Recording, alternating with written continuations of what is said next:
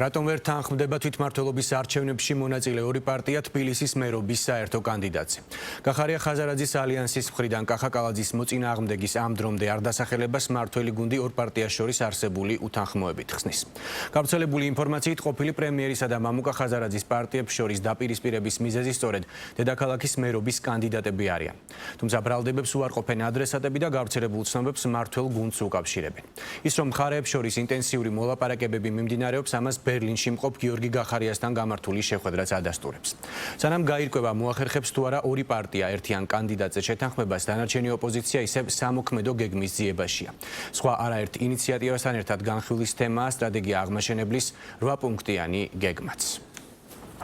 რამდენიმე დღე რჩება 18 აგვისტომდე, როდესაც საინიციატივო ჯგუფებს მერობის კანდიდატების რეგისტრაციის ვადა ეწურებათ. განსხვავებით პარტიებისგან, რომლებსაც კანდიდატთა ცესკოში წარდგენისთვის დრო 4 სექტემბრამდე აქვთ. ვინ გაუწევს მმართველ გუნდს კონკურენციას? შეკითხვა აქტუალურია. პასუხად ოპოზიცია ამბობს, რომ გვარსახელებზე შესაჯერებლად კანონით დადგენილ ვადებს მაქსიმალურად იყენებენ. შეთანხმებულ პოზიციებს კი საზოგადოებას უახლოეს პერიოდში გააცნობენ. სახელდება რამდენიმე ვარიანტი, რომ გიორგი გახარიას გუნდი თბილისში კახი კალაძის კონკურენტად გიორგი შარაშიძის კანდიდატურაზე მსჯელობს. ლელოკი მომღერალ მერაბ სეფაშვილზე. ვრცელდება ინფორმაცია, რომ მამუკა ხაზარაძის გუნდი თბილისის მერობის კანდიდატად განიხილავს ალეკო ელისაშვილის კანდიდატურასაც, რომელსაც გიორგი გახარიას გუნდი ეწინააღმდეგება. პარტიები, რომლებმაც მემორანდუმით აიღეს ვალდებულება, რომ ითანამშრომლონ და შეთანხმებული კანდიდატები წარადგინონ, დღეს ამბობენ, რომ კონსტრუქციულად მუშაობენ. მიდი ჩვეულებრივი წინასაარჩევნო სამზადისი შრომა არ დაპირისპირება არ არის თხოვილია გამბო.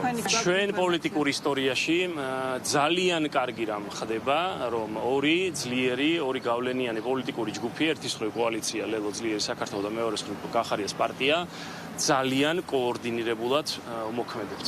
რაც არის უპრეცედენტო ამბავი, მე არ მახსენდება ბოლო 30 წლის მანძილზე, რომ ესე ორი პოლიტიკური ჯგუფი ერთმანეთის კონკურენტი ასე სინქრონში მუშაობდეს. რაზეც შევთანხმდით გაიგებთ რამდენიმე დღეში. კონკურენტი არ ამყავს. მე არანაირი პოლიტიკური ამბიცია არ მაქვს, შესაბამისად არავის არ მივიჩნევ კონკურენტად.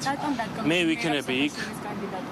ვიქნები იქ, სადაც საჭირო იქნება იმისთვის, რომ ეს მოვალატე მთავრობა დავამარცხოს. ძალიან მალე, ცოტა დრო დარჩა, უბრალოდ ჩვენ ვიყვენებთ ჩვენთვის მონიჭებულ იმ დროს სამართლებრივად რაც გვაქვს და იმ დროის მაქსიმუმს შეთანხმებულ კანდიდატს წარმოადგენთ როგორც მუნიციპალიტეტებში მაჟორების სახით, ასევე რა თქმა უნდა მერობის კანდიდატებს. რაც შეეხება კონკრეტულად გიორგი შარაშიძის კანდიდატს, რა თქმა უნდა განიხილება, ათეული კანდიდატი იყო, ნელ-ნელა გაიფილტრა, რაღაც დავიწროვდა, მაგრამ კიდევ ერთხელ გავიმეორებ, ჩვენ ძალიან მალე გვეყოლება შეთანხმებული კანდიდატი.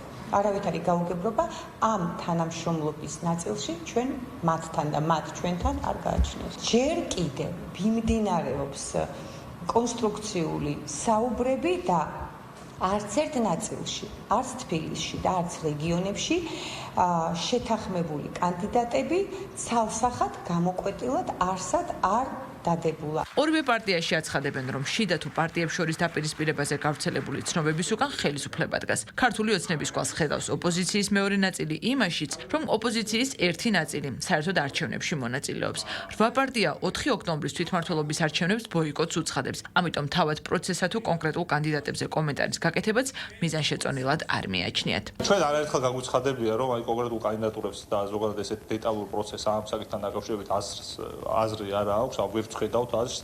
მარტივი ეს არის სპეცოპერაცია, ვინ რა როლს მოიდგებს, ვის რა როლი ერგება საკუთარი ინიციატივით თუ ივანიშვილის გაწყვეტილებით, ამას საერთოდ პრინციპულ მნიშვნელობა არ გააჩნია და არც ვფიქრობთ, რომ საინტერესო იყოს ამ საკითხებზე მსჯელობა. სპეცოპერაციაში მონაწილეობა თავისთავად ნიშნავს თვითდაზიანების რეჟიმში გადასვლას. ამიტომაც შეუძლებელია, რომ რაღაც პოზიტიური პროცესები წარიმართოს რომელიმე იმ ძალაში, რომელიც აი სისტემური ოპოზიციის როლს ჯერდება და იღებს მონაწილეობას ივანიშვილის სპეცოპერაციაში. ბოიკოტის მომხრე ოპოზიციის მეორე ნაწილი კი ერთიანობის მიღწევის მიზნით მორიგ ფორმატს თავაზობს პარტნიორებს. სალომე ზურაბიშვილისა და პაატა ბურჭულაძის პლატფორმების შემდეგ დიალოგის ინიციატივით ამჯერად სტრატეგია აღმაშენებელი გამოდის და ოპოზიციას უკვე 8 პუნქტიანი გეგმის გარშემო დისკუსიაში მონაწილეობისთვის ეპატიჟება. თავარი იდეა არის, რომ ჩვენ ვართ უმრავლესობა, ვინც ხელისუფლებას არ უჭერს ხარს და აუცილებელია, რომ ამ ტაქსაქსული დახლეჩილი უმრავლესობის გაერთიანება ყოველ შემთხვევაში დიდი ნაწილის მაინც არის კონკრეტული ნაბიჯები, რომ ერთი ბრენდის ქვეშ უნდა გავერთიანდეთ და კონკრეტული ნაბიჯი ჩვენ ესე 8 პუნქტით უნდა მივიდეთ საბოლოოდ გამარჯვებამდე, რაც ნიშნავს იმას, რომ ხელისუფლებამ უნდა დანიშნოს ახალი საპარლამენტო არჩევნები, ახალი წესები.